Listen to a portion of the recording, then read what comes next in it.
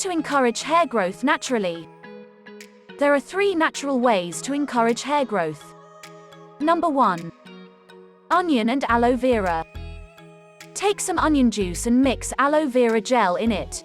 Massage the mixture into your scalp and tips of the hair. Leave it for an hour, before washing it off with a mild shampoo and conditioner.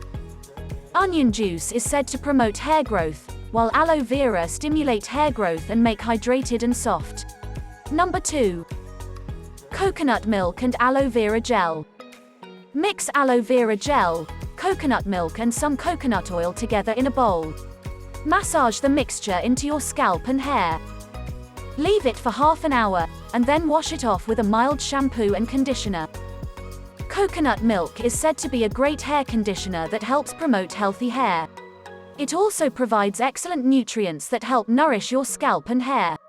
Number 3. Baking soda and aloe vera gel.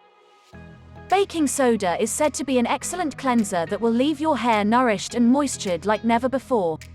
So, ensure you bring baking soda to your rescue along with the goodness of aloe vera. Hope you did get some value out of our today's video. If you really did, hit subscribe button, press the bell icon in order to get regular updates from our channel.